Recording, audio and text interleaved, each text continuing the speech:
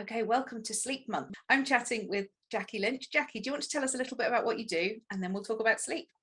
I will. Hi, Emily. Thanks very much for having me.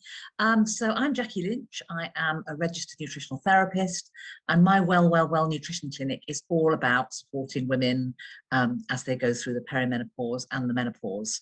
So I'm working with people looking at things from a nutritional and dietary and lifestyle perspective. So aside from my clinical work, I also run various talks and workshops, and I write a lot. In fact, I've written a whole book called The Happy Menopause: Smart Nutrition to Help You Flourish, and it's very much the A to Z of menopause nutrition. So you go to the symptom, you have a look and think, okay, well, I've got the headaches, let's see what I can do from a nutritional perspective. Or of course, focusing on today's session, what can I do about my sleep? Absolutely. So many women in perimenopause and menopause find that they don't sleep as well, or that maybe they can't get off to sleep, or maybe they get off to sleep okay and then they wake up. What's going on, and how can we manage it better? Yeah, it's a real problem, isn't it? Because I mean, we all know that if we don't get enough sleep, we feel rubbish. We're not as productive, we're less creative, we're certainly less agreeable to be around when we haven't had enough sleep. So we need to make sure we're getting good quality sleep. And it's more about the quality sometimes than the quantity, because you might feel that actually technically you've been asleep for 8 hours, but you still wake up feeling unrefreshed. So, what's going on? Well, there can be a number of lifestyle and diet things that are playing their part there. So I'd say, first of all, if you're someone who has no trouble getting off to sleep, but will wake up mysteriously about 2 or 3 hours later, no good reason, not a hot flush, no apparent noise, but being wide awake, that nearly always comes down to blood sugar. Because what's going on here is that if you go to bed with your blood sugar high, instead of staying where your blood sugar should be in that nice narrow band, the hormone insulin's released. So too much sugary food, refined carbohydrate, stimulants like caffeine or alcohol, they all spike the blood sugar. And when insulin comes out, its job is to clean it all off, send it to the liver to be stored. Now, the liver's big, it can take quite a lot. It's about the size of a small rugby ball. But if you have too much, you have so much sugar, any excess will be stored as fat. Now, I know we're not going to be talking about weight gain today, but, most women around our age are thinking, you need to be thinking a little bit more about the little spare tire we've got around the middle there. So insulin's job then clean it all up, but because it's an emergency response, it doesn't carefully calculate how to get you back to the nice narrow band where you should be. It just hoovers up the whole lot, and in a short space of time, blood sugar's crashed. And this is where it's all significant, because your stress hormones come out. You'll be feeling tired, irritable, shaky, headachy, dizzy, and absolutely desperate for something. Now, what's going on here is that it's dangerous for us not to have enough sugar in the blood. It's our primary source of energy. So, of course, our stress hormones, who want to generate the fight or flight response, will worry because they won't have the strength or the energy to fight or to flee. So cortisol does a couple of things. First of all, it sends a message to the liver asking it to re-release the sugar stores into the bloodstream, and it sends a message to the brain creating the craving. And you'll know the one, because it's never for a green salad. We've all had it. We know what it is. It's always for something sugary, carby, that your body knows instinctively will give you that quick fix. So this can happen throughout the day. You can have the highs and lows of blood sugar, because of course it's a double whammy. The liver releases the sugar stores, you stuff something in, and instead of going back to where you be, right back up again, spiking. So it can be that seesaw. But the big problem, of course, with having high blood sugar when you go to bed is that you will get off to sleep no problem, and then of course insulin will kick in. The blood sugar will start to drop, and lo and behold, out come your stress hormones, and they're going to be saying, wake up, sort it out, there's a danger on the way. Because we're still programmed genetically for about 10,000 years ago. So they're thinking imminent physical danger, like a saber-toothed tiger or similar, and they've got to wake you up so you can get out of there. So that I see is a really common pattern. And if that's something that's happening to you a lot and there's no other obvious reason for you waking up, then you need to be thinking, well, what am I having in the evenings? Am I having perhaps a really good, smart, balanced meal, but then a load of chocolate or popcorn and a few glasses of wine with the movie later because I need to unwind? Well, of course, all of those things are going to spike blood sugar. Or perhaps you've come in late from work and you're tired and you just grab a little bit of pasta and some tomato sauce, quick and easy. But if it's white pasta, refined carbohydrate, then the body will burn through it like that. And there's not an ounce of protein in the tomato sauce to neutralize it, because the two key nutrients we need to keep the blood sugar balanced are protein and fiber. So we need to be thinking much more carefully about what we're eating in the evening meal.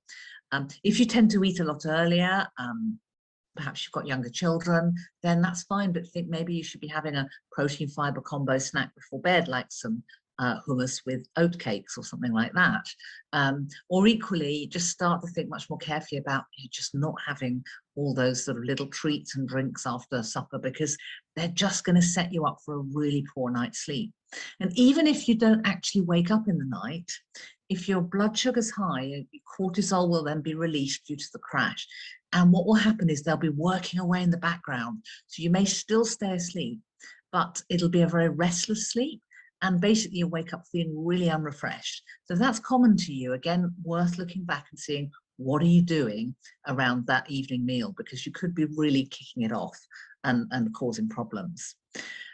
And then sort of in parallel to that, other things that might be part of the picture is alcohol, because not many people quite realize that you need an hour to metabolize each unit. So if you imagine that you have, an average glass of wine, well, the reality is that's probably got about 3 units of alcohol in there. If you have 2 glasses of wine, that's 6 units. So you're going to take 6 hours to come down to work through that. And so at the end of that, what's probably going to happen is, well, first of all, alcohol dramatically prolongs the REM phase of sleep, which is the rapid eye movement where we dream. And normally it only lasts about 20 minutes per 90-minute cycle, but suddenly it's prolonged, and that's very agitated sleep. So again, you won't feel refreshed. And equally, at the end of the 6 hours when you've metabolized your 6 units, well, you'll be feeling sort of not great, because suddenly you'll have lost all of this stuff, this stimulant in the body, and that can also disrupt the insulin response and cause a spike and a crash again. So again, it could be waking you up to say, well, need another drink, not because you're an alcoholic, but because that process of spiking and crashing is going on, and your body knows that glass of wine would send it back up again. So thinking about that quite carefully is really important, because we might think that alcohol is a nightcap's a good thing, and in small degrees, a small nightcap can be. It can help relax you and get you off to sleep. But alcohol is basically a sedative. So it's not going to be the natural restorative sleep if you have more than that tiny little nightcap. It's going to be something that's sedation. And again, anyone who's ever taken heavy duty sleeping pills will know that you wake up feeling really quite groggy. You don't feel great the next day. So important to understand that.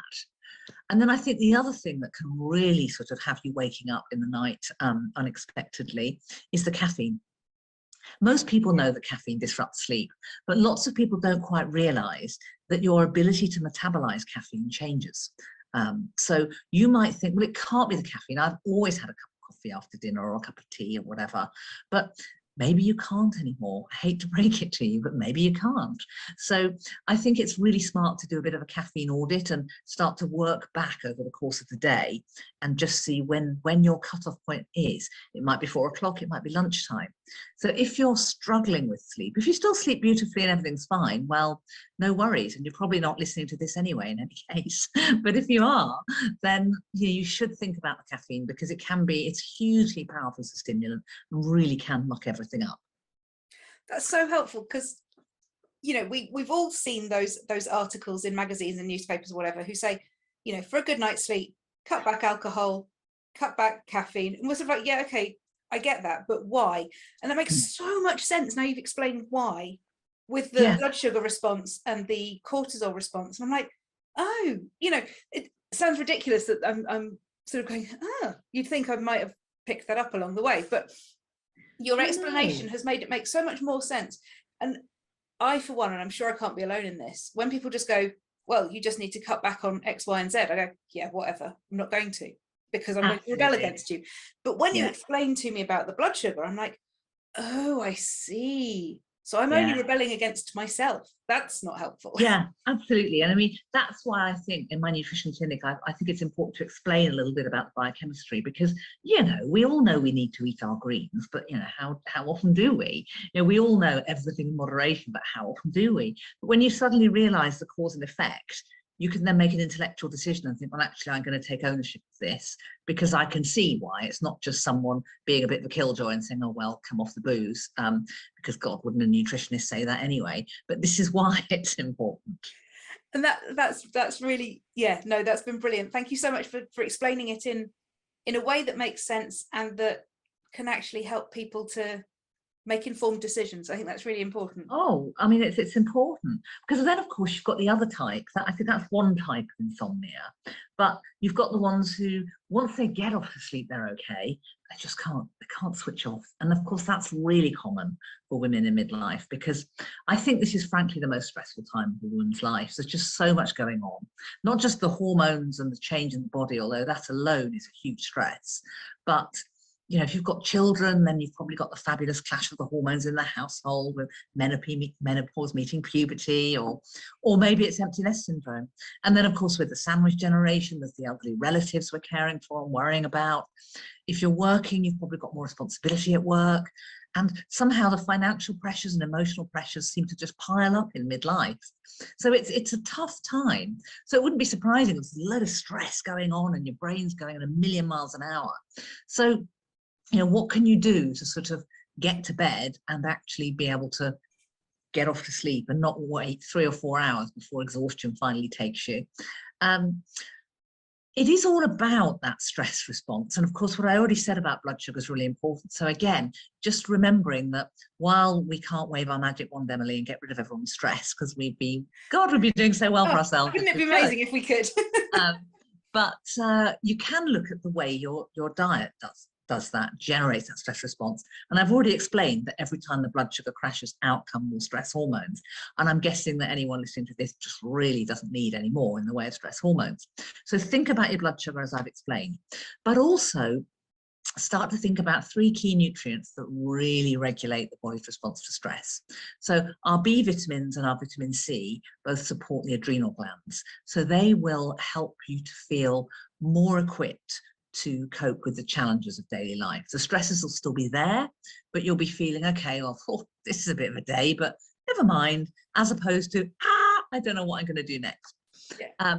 So B vitamins, with the exception of B12, are mainly found in most foods with a bit of everything. So as long as you're having a good range of nice proteins, so meat, fish, eggs, or soya, quinoa, nuts and seeds, plus lots of lovely vegetables. So I'm thinking, you know, 2 vegetable portions per main meal. So you could have 4 veg over the course of a day, that would be really good. And you'll probably be getting most of what you need. But women do burn through B vitamins quite significantly because of stress, and worth knowing that alcohol also depletes them.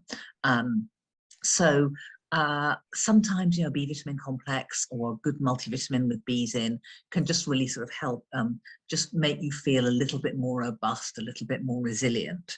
B12 is only found in animal sources. So anyone following a vegan or a largely plant-based diet does need to be aware of that, because low levels of B12 can really disrupt your energy levels, and also cognitive issues around mood, memory, motivation, can all be a big issue with B12. So people often think, well, yes, but I've been vegan for 3 years and it's only just a problem. But your body can store B12 for that long, even up to 5 years in some cases. So always worth getting a blood test just to check, because you might need supplementing. So think about your Bs, think about your vitamin C, and the single best source of that is going to be vegetables, not the orange, although an orange is an okay source, but a raw red pepper's got about 3 times as much vitamin C per 100 grams, and leafy green vegetables about twice as much. So having that good combo of B's and C's will help. But the big help when it comes to sleep is magnesium, which is really every menopausal woman's best friend, because it does tons of great jobs, but its big job in relation to sleep is that it calms the nervous system. It regulates the body's response to stress so that you suddenly feel, as I say, more resilient, better equipped to cope. So Magnesium is found in leafy green vegetables, so another great excuse to have them. I'd say have a couple of handfuls of things like spinach, rocket, watercress, cabbage, broccoli, not technically leafy, but full of magnesium, every day would really help. Whole grains like brown rice. So again, you think whole grains, you think fiber, you think blood sugar balance. So it all works together. And then the big trick, my favorite trick really, is the Epsom salts bath. I'm sure you know about this one. So Epsom salts is magnesium sulfate. So 2 or 3 handfuls in the bath, soak for a good 20 minutes, or a foot bath if you can't face a bath because you're getting hot flushes. The magnesium absorbs through the skin, it calms everything down, really sets you up for a great night's sleep and relaxes those muscles, because one of magnesium's many jobs is actually to regulate muscle function. That twitchy eyelid that you sometimes get, classic sign of magnesium deficiency. So get it, having that magnesium, if you come in from work and you're feeling really jittery and anxious, then get straight in the bathroom and you'll feel like a whole new woman by the time it's dinner time. Or have one just before bed, and again, it will really calm things down, because I think just helping people ease back, and then of course easing back on the caffeine and the alcohol as well, as I've already described, will just stop you being completely wired. Because people can often get into the habit of keeping themselves going through caffeine in the day, and then in the evening calming themselves down with alcohol. And both of those on a regular basis are really going to muck up your sleep. Yeah, that's been brilliant. Thank you so much, Jackie. I think you've just given us such a good overview of the 2 key issues people are having with sleep, and some really good, easy, actionable things. So that's brilliant. Thank you so much. Great, you're welcome.